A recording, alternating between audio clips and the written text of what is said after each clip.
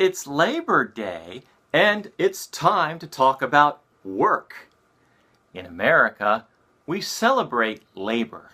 What's that mean? It means people that work matter.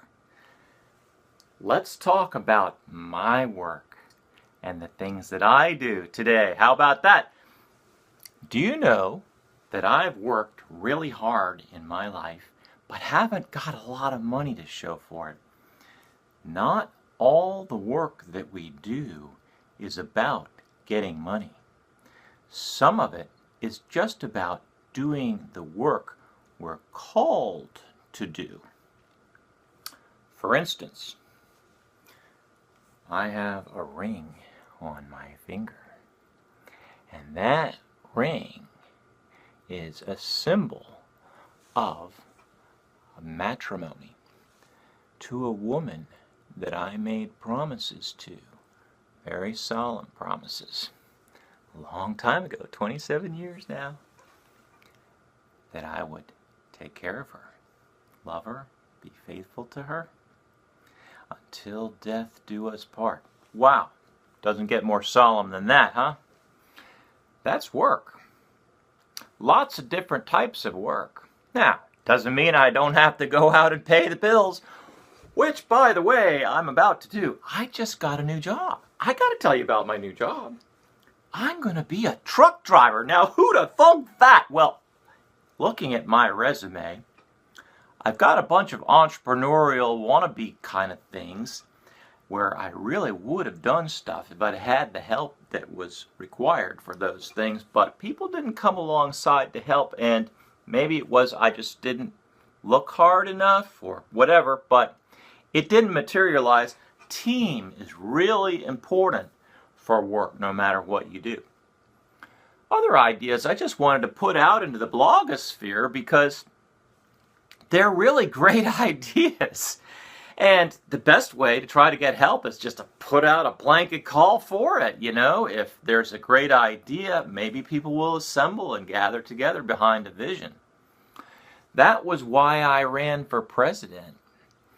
I did it to make a fuss.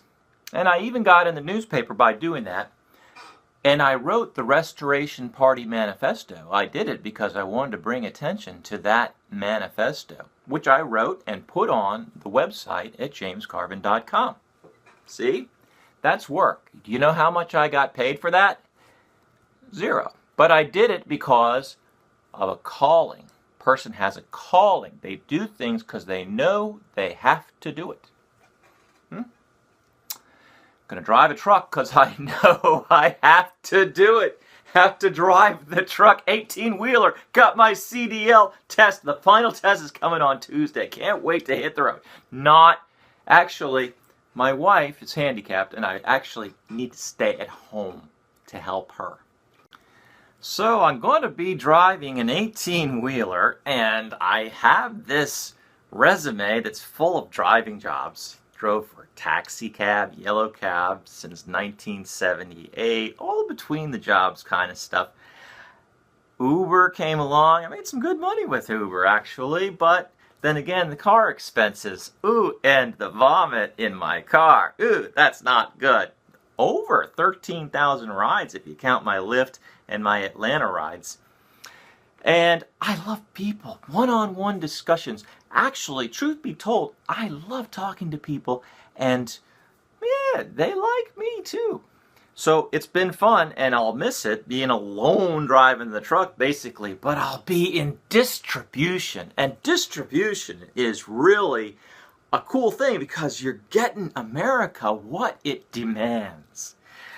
And I like that. I was just, part of the solution, you're working it. It's something essential, and I like essential work.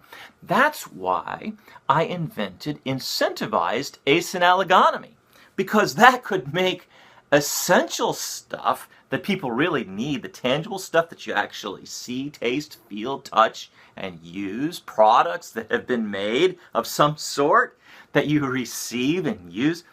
That to me is cool. Stuff you eat, like, other than money. You can't eat money, Have you ever noticed that? You know, and you can't eat security. Actually, I've known people that have had great security, and then all of a sudden they had an accident, and then they're gone the next day, you know. And so there's no real security other than a spiritual security. That's another job I've had. 6 years of seminary, or was it longer? No, 8. Postgraduate. And what did I have to show for that? Well, unfortunately, I'm not big into the major institutions. They don't seem to want me all that much. Maybe it's because I'm just too much in the middle somewhere where they can't predict, a little unpredictable about the stuff that I might say. I'm into whatever the Holy Spirit is saying. How do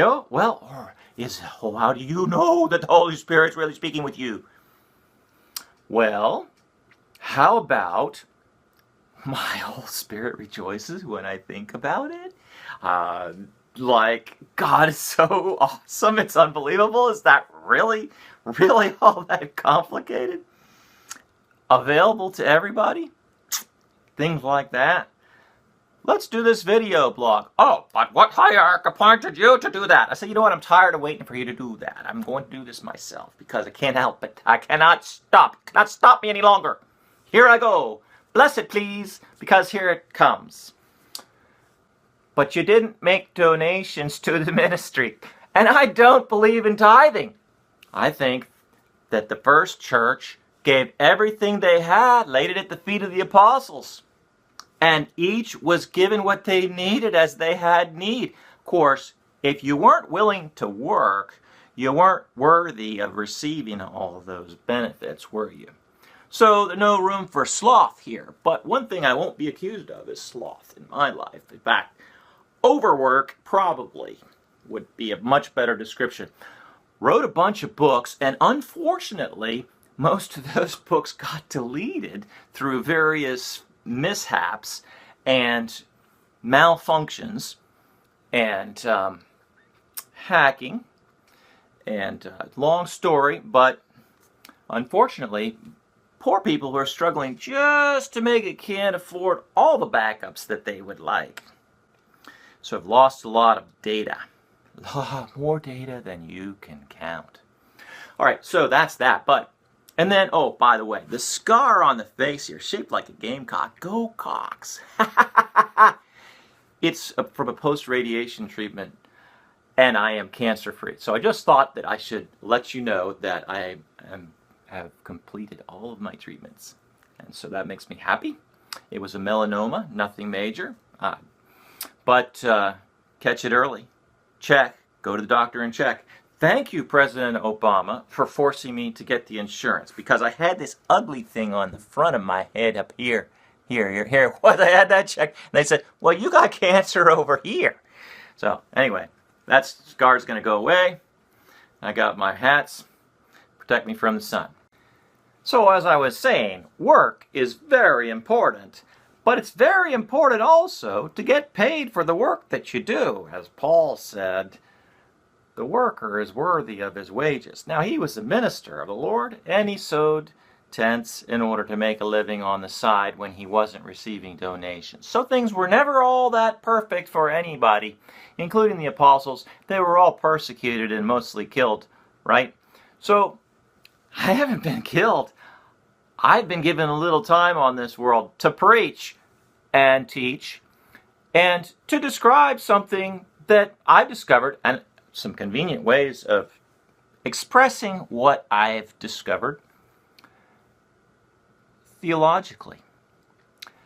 I am obsessed with heaven, and the plural of heaven, because I think we spend way too much time worrying about whether or not we're clear of sin, when that's a done deal and the most obvious thing that's been repeated a gajillion times. And not enough time glorifying God and the work that He's doing in us. That's the main thing for me. I like to focus on the heavens, because when heaven comes to earth and earth is in me, oh, I am being sent. God is doing something in me. And He shows me my future.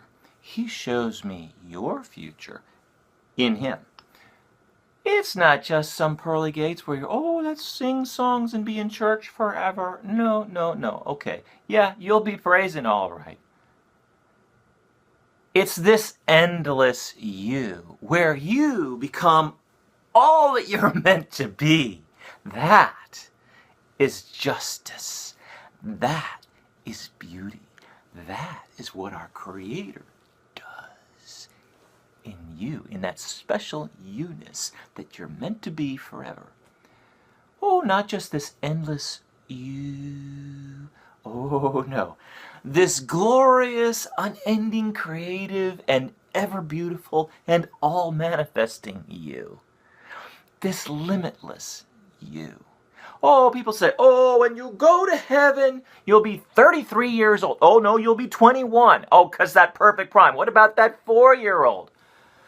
What about that everything-year-old? What about that all of you that ever could be? That's what I like to think about, because when I think about this world and all of its losses, and I've suffered them, and I know those losses, I take a lot of consolation in thinking about the invulnerable parts that can't be taken away. That treasure that is just forever and abundant beyond measure. This is the part I like. It's not because, oh, let's count the money in heaven. Oh, no, sir. It's about, let's enjoy the beauty. Oh, and relationships are a part of that beauty. Don't think it's all about you. You're going to be in heaven alone. You think that you're going to be alone in heaven? Well, if you need this space, no, actually, you won't even have enough lack of health to need your alone time. You won't want it. You'll love other beauty, everybody else's beauty, so much. You won't want to be alone. And so you won't have those types of needs. There's no needs. No more tears, no more suffering, no more sorrow. Oh, you take away the sorrow. You know, when you think about taking away the sorrow, you're just thinking about sorrow. Let's talk about the glory. The glory that's endless. I like my gospel, and I'm going to preach the gospel as I see it, okay? So all that seminary and all that stuff, oh yeah, it comes in useful because it's all true. And there's stuff you can debate about. I've seen all that. I kind of enjoy looking at it sometimes. But mostly, I like the future. And I like the present. And I like the past. The reason I like the past is it really drives home where I came from. Do you know where you come from? I came from heaven. I came from the place that gave me consciousness. God made me. That's how I can tell you I came from heaven. Oh, I was sitting there in the council of God and God sent me. No, that's not what I mean, okay? What I mean is God created me. He created you too. And when He creates you, suddenly, in the midst of an infinite timeline, there appears a point called now. And coincidentally, on that same point we call now, your awareness and consciousness occurs. Now, put on your thinking caps. If an eternity had to pass for now to happen, is that possible?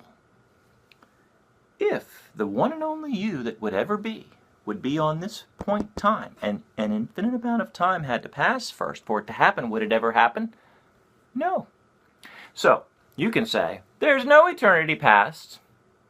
Or you can say, time's limited, but here it is, and somehow it happened.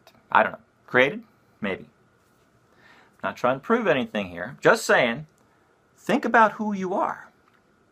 When I say I was sent from heaven, I'm believing that somehow, through the power of whatever, I'll think it's God. I've had other episodes spelling out the logic of things. We call it foundational cosmostrophy, don't I? The founder of foundational cosmostrophy has been working for free. Now, if an infinite amount of time has passed, and here you are in this point in time now, and having an awareness, the awareness, we can say, scientifically, happens because evolution and all of these chemicals combine, these proteins turn into something that ultimately evolves into awareness. And it can only happen in sentient beings, remember that. Untrue, unproven. Who said that? Knowledge does not require sentience. Knowledge in itself is self-understanding, just in ways that we don't experience as human beings. What you're doing is anthropomorphizing, in other words, putting your human thinking and constructs into what awareness actually is.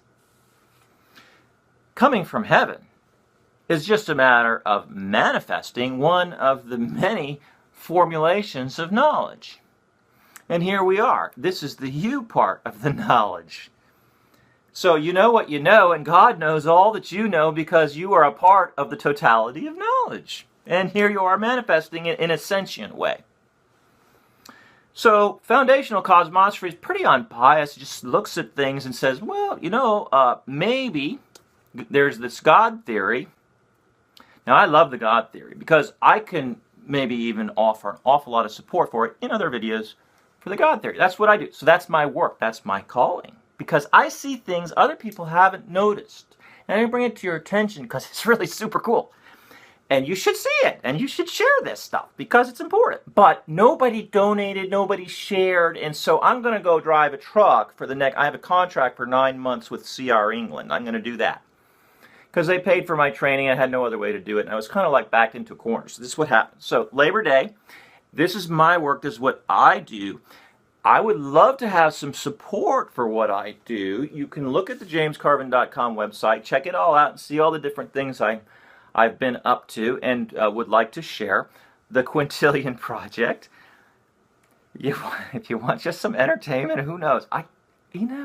It's fun to do. And I have the studio. I made a studio. This is a green screen back here with all this stuff, and I got my lights and all that. But I won't be able to use it while I'm on the road.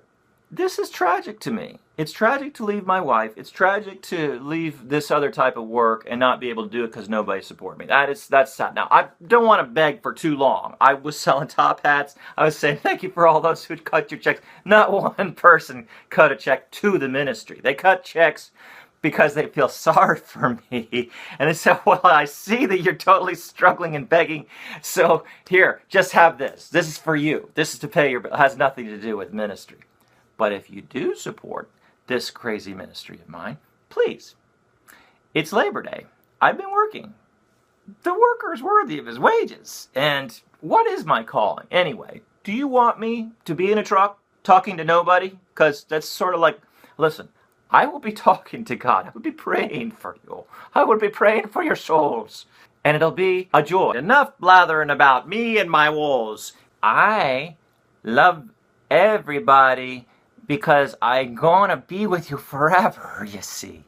And that really pleases me. It pleases me to know that you're going to be all that you could be. This is really cool. And I will be too. I have no loss here. I got family. Hey, you might be able to see your family. But your family at its best. No suffering or woes.